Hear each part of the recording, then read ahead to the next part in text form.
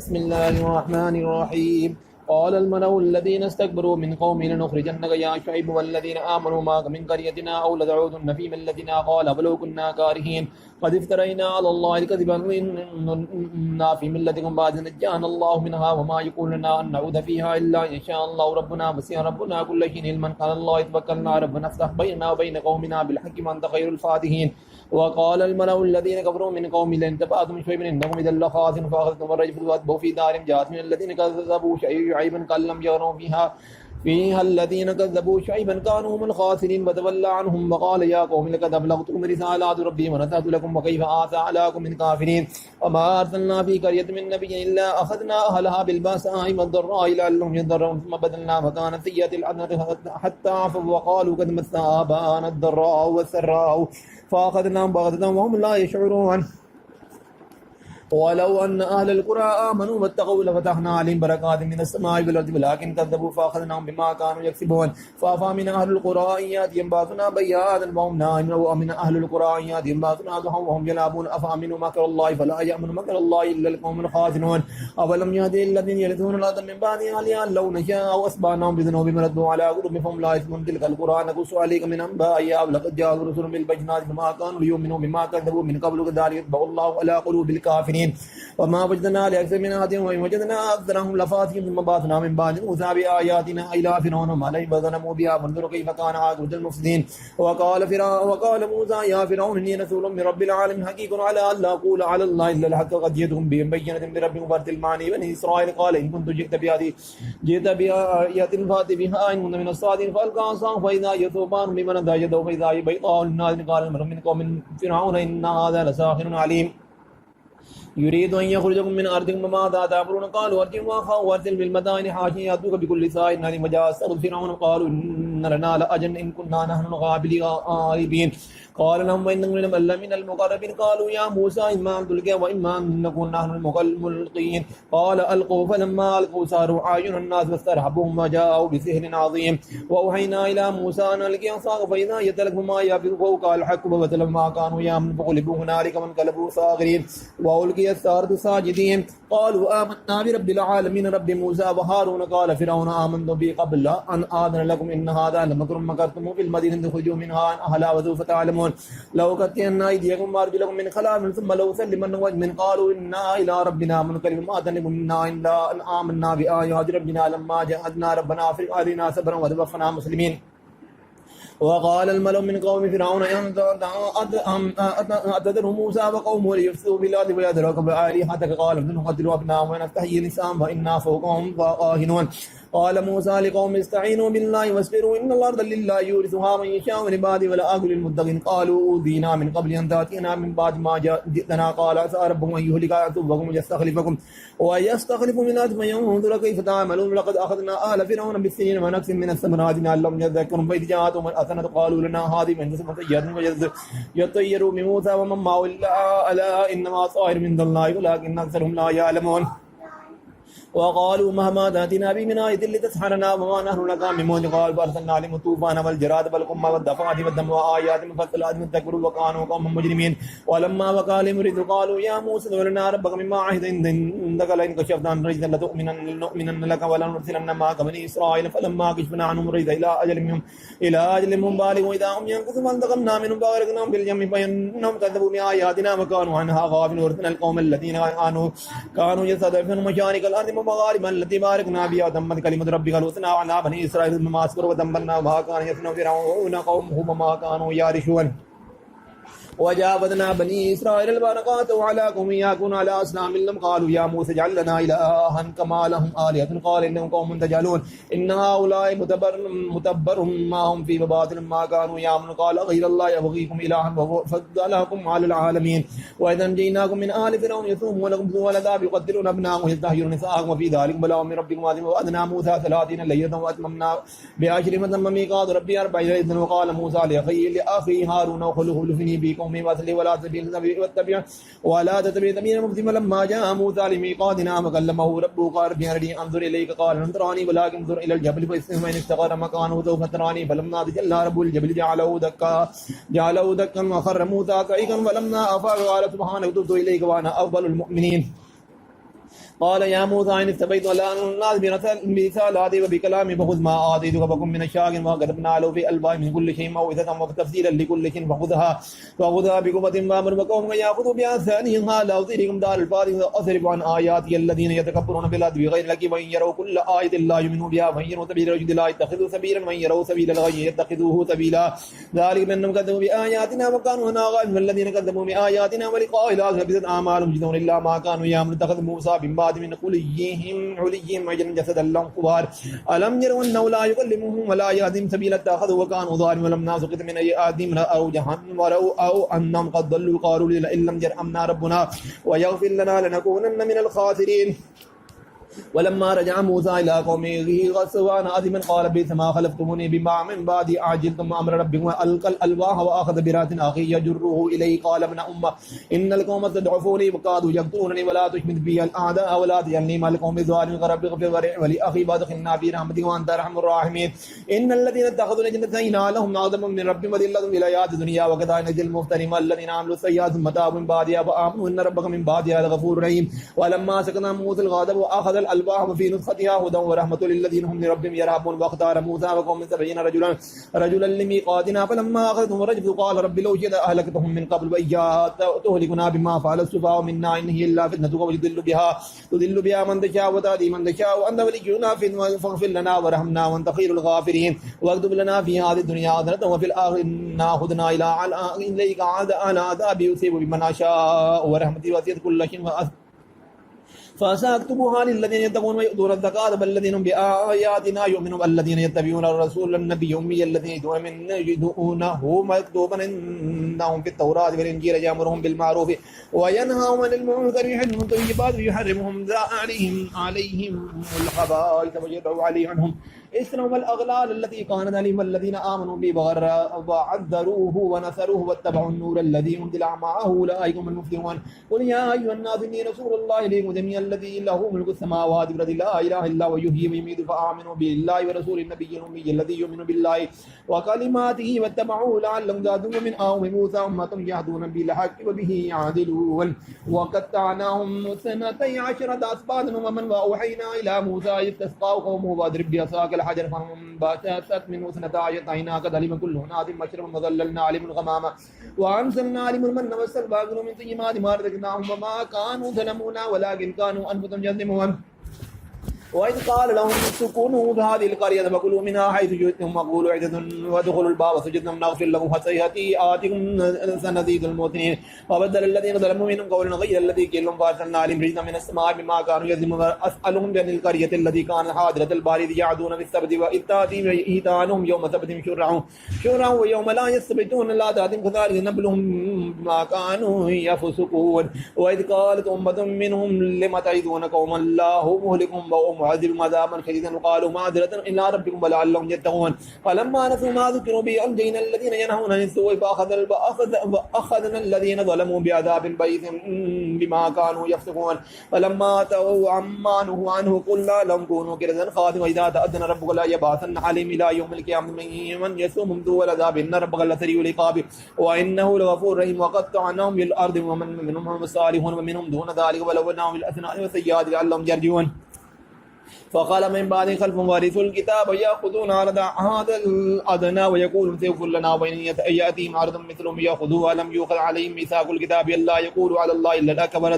ودرسوا ما فيه والدار الآخرة خير للذين يتقون فلا تكونوا الذين يمسكون بالكتاب وأقاموا الصلاة إنا لا نضيع أجر المصلحين وإذا نتقنا الجمل فوقهم كأنه ذلة وظنوا أنه آخر من خذوا ما آتيناكم بقوة واذكروا ما فيه لعلكم تتقون وإذا أخذ ربكم من بني آدم من ظهورهم وذريتهم وأشهدهم على ألست بربكم قالوا بلى شهدنا أن تقولوا يوم القيامة إنا كنا عن هذا غافلين أو تقولوا إنما أشرك آباؤنا من قبل وكنا ذرية من بعدهم وأهلكنا بما فعل المبطلون وكذلك نفسر الآيات لعلهم يرجعون واتلو عليهم نبأ الذي آتيناه آياتنا فانسلخ منها فاتبعه الشيطان فكان من الغاوين ولو شئنا لرفعناه بها ولكنه أخلد إلى الأرض واتبع هواه فمثله كمثل الكلب إن تحمل عليه لحسب أو تتركه ويرى ذلك مثل القوم الذين كذبوا بآياتنا فاقتلوا الحق لعلهم يتفكرون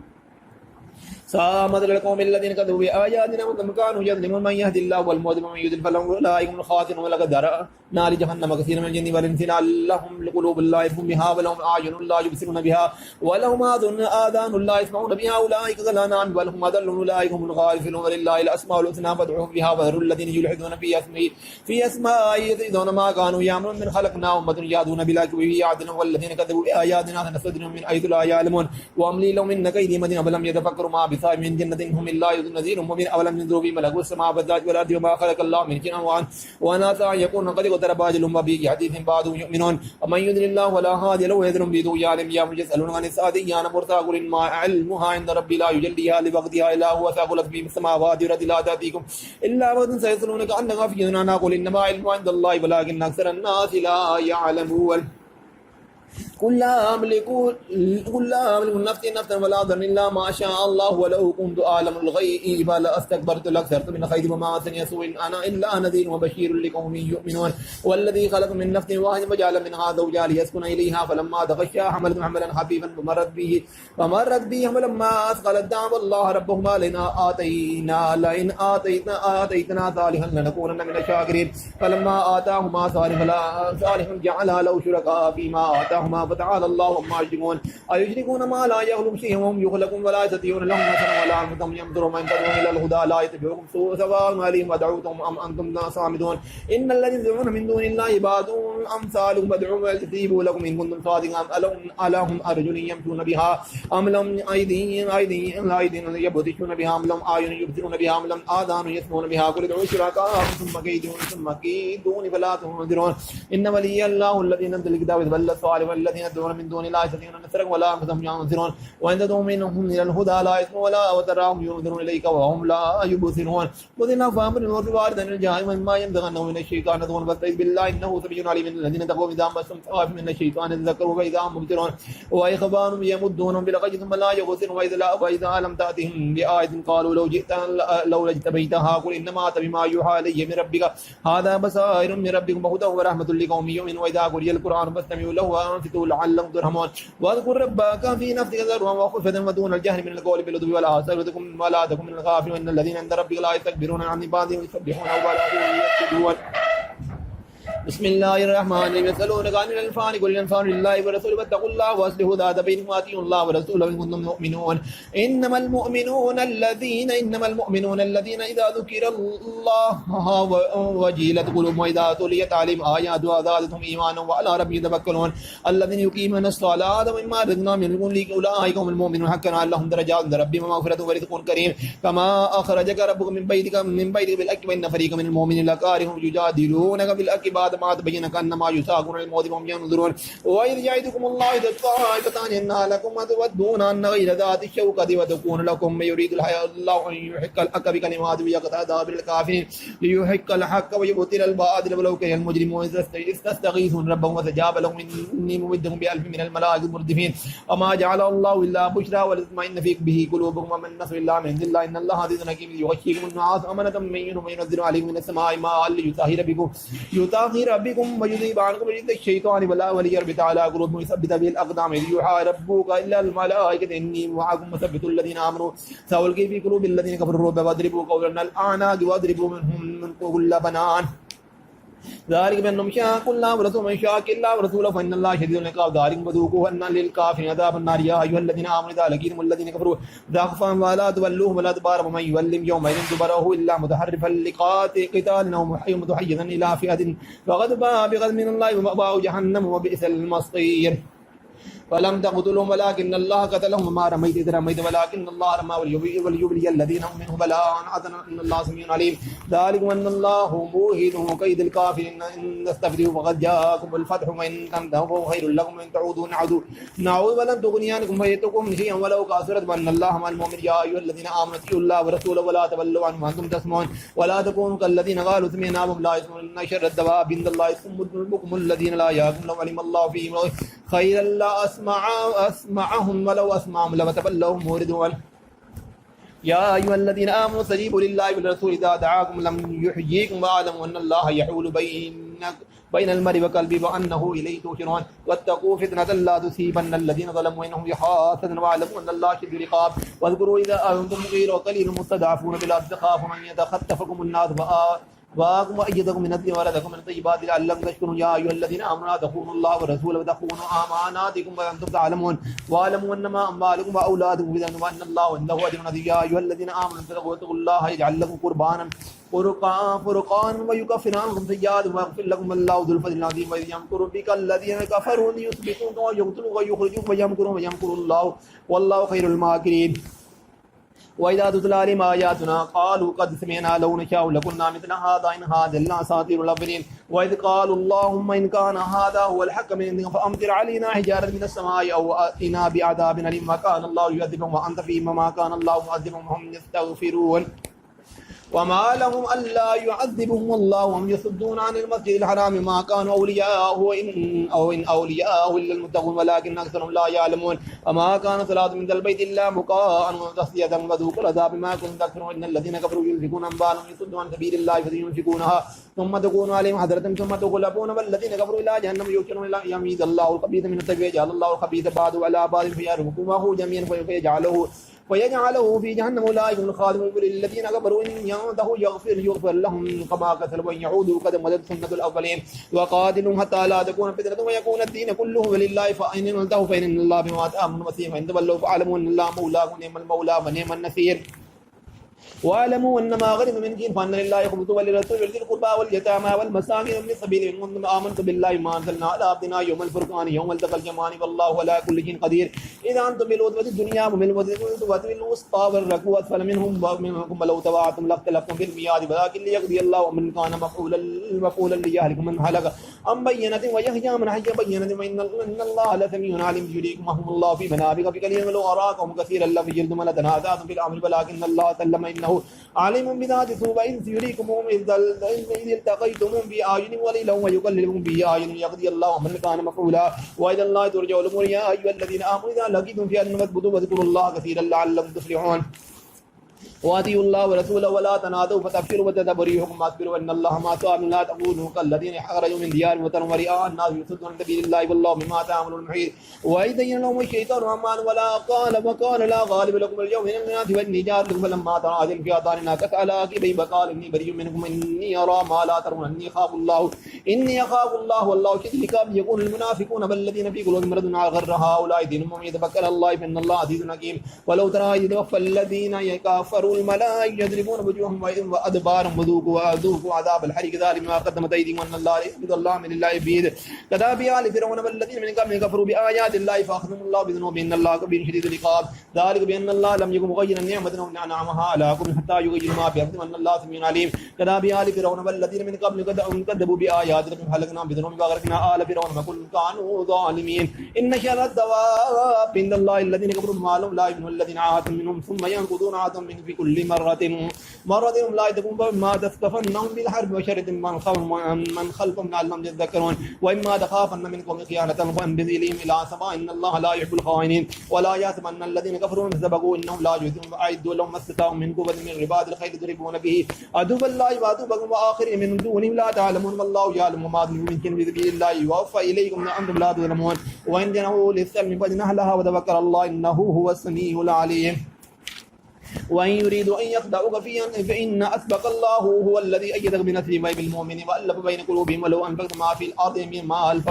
ما ألفت بين قلوبهم ولكن الله ألف بينهم وإنه عزيز حكيم يا أيها النبي حسبك الله ومن اتبعك من المؤمنين يا أيها النبي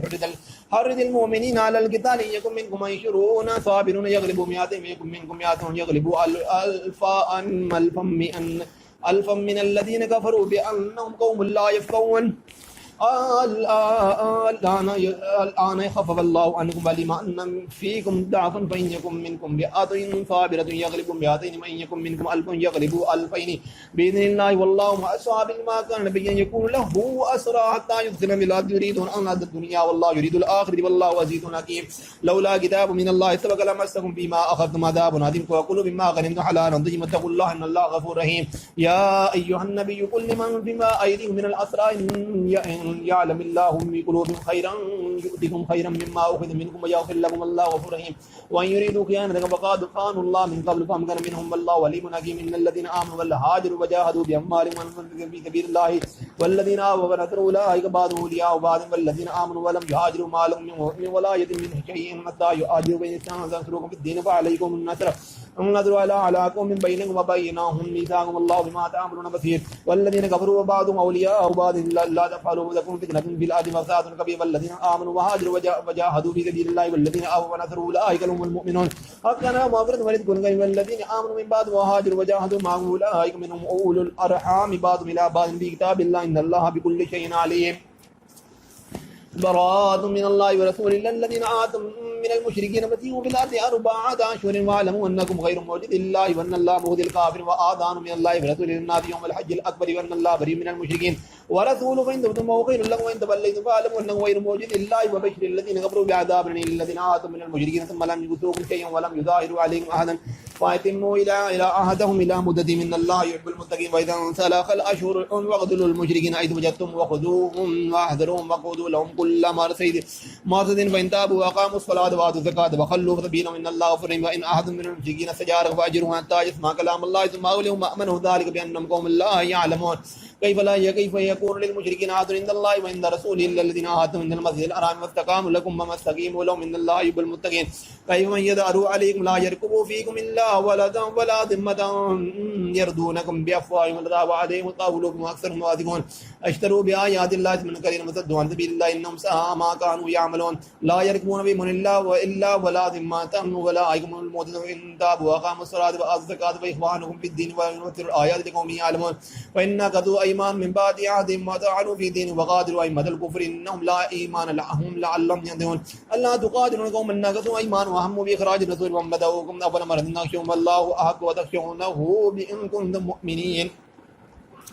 فقاتلهم يعذبهم الله بأيديهم ويخزيهم وينصركم عليهم ويشفي من صدور قوم فيكم مؤمنين ويذهب غيظ قلوبهم ويتوب الله على من يشاء والله عليم حكيم ما حسبتم أن تتركوا ولما يعلم الله الذين جاهدوا منكم ولم يتخذوا من دون الله ولا رسوله ولا المؤمنين ولا يجد والله خبير مما كان المشركين أن يعملوا مساجد الله شاهدين على أنفسهم بالكفر أولئك حبطت أعمالهم وفي النار هم خالدون إنما يعمل مساجد الله من آمن بالله واليوم الآخر وأقام الصلاة وآتى الزكاة ولم يخش إلا الله فعسى أولئك أن يكونوا من المهتدين أجعلتم سقاية الحاج وإيمان المسجد الحرام من كان آمن بالله واليوم الآخر وجاهد في سبيل الله لا يحسبون عند الله والله لا يهدي القوم الظالمين الذين آمنوا وهاجروا وجاهدوا في سبيل الله بأموالهم وأنفسهم درجة عند الله أولئك هم الفائزون يبشرهم ربهم برحمة منه ورضوان وجنات لهم فيها نعيم مقيم خالدين فيها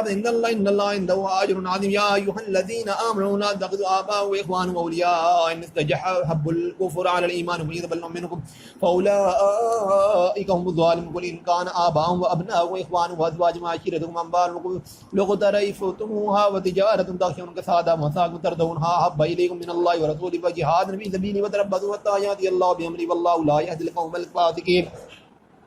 لقد نصركم الله في مواطن كثيرة ويوم حنين إذ أعجبتكم وأسرتكم فلم تغن عنكم شيئا وضاقت عليكم الأرض بما رحبت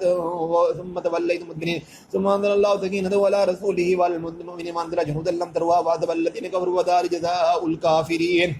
ثم يتوب الله من بعد ذلك على من يشاء والله غفور يا أيها الذين آمنوا إنما المشركون نجس فلا يقربوا المسجد الحرام بعد عام هذا وإن خفتم عيلة سوف يغنيكم الله من فضله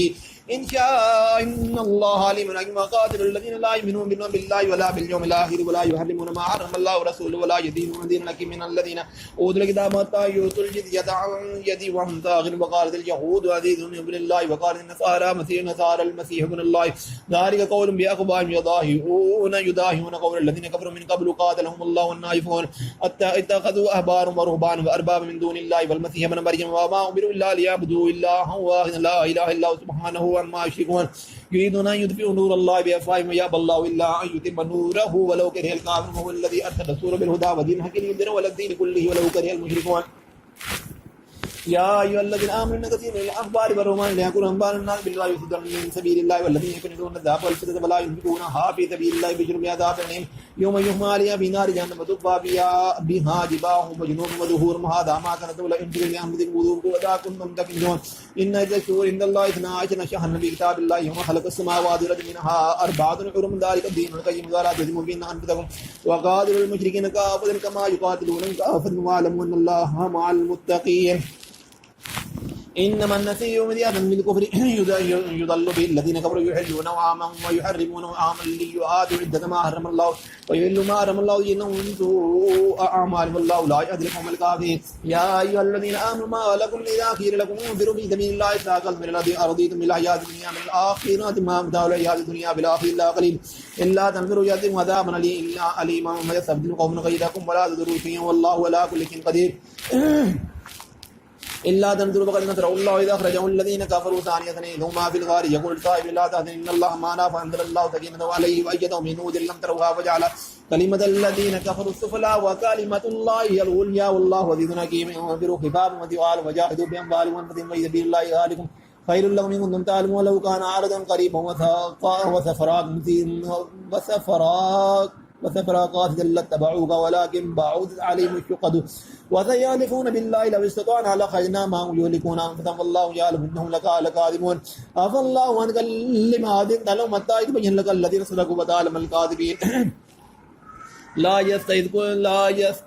يستأذنك الذين يؤمنون بالله واليوم الآخر أن يجاهدوا بأموالهم والله عليم بالمتقين إنما يستأذنك الذين لا يؤمنون بالله واليوم الآخر فارتابت قلوبهم في ريب يترددون ولو أرادوا الخروج لأعدوا له عدة ولكن كره الله بعاثهم فثبتهم وقيل خذوا مع القائدين لو خرجوا في لكم ما زادوكم إلا خبالا أو أضعفوا خلالكم يبغون الفتنة فيكم وسماعون لهم والله عليم بالظالمين لقد ابتغوا الفتنة من قبل وقلبوا لك الأمور حتى جاء الحق وظهر أمر الله وهم كارهون ومنهم من يقول ذلي ولا تفتني إلا على فتن الذين اتخذوا وإن جهنم لموعدهم بالكافرين وإن تصبك سيئة وإن تصبك مصيبة فقولوا قد أخذنا أمرنا من قبل يتبلوا منكرون قل لن يصيبنا إلا ما كتب الله لنا ومولانا وعلى الله فليتوكل المؤمنون قل هل تربصون بنا إلا إذا الحسنين ونحن نتربص منكم أن يصيبكم الله بعذاب منه أو بأيدينا ويتربصوا إنا معكم متربصون قل أنفقوا طوعا أو كرها لن يتقبل منكم إنكم كنتم قوما فاسقين فما منعهم أن تقبل منهم نفقاتهم ألا إنهم كفروا بإذن بالله وبرسوله ولا يأتون الصلاة إلا وهم كسالى ولا هم ينفقون إلا وهم كارهون ولا تعجبك أموالهم ولا أولادهم إنما يريد الله ليعذبهم بها في الحياة الدنيا وذاك أنفسهم وهم كافرون ويحلفون بالله إنهم لمنكم وما هم منكم ولكنكم قوم يفرقون إلا ويجدون ملجأ ومغارات ودخل الله إليهم يجمعهم ومنهم من يلمزك في الصدقات من أوتوا في منها ردوا وإن لم يؤتوا منها إذا هم يسخطون ولو أنهم ردوا ما آتاهم الله ورسوله وقالوا حسبنا الله سيؤتينا إن الله من فضله ورسوله إنها إلى الله راغبون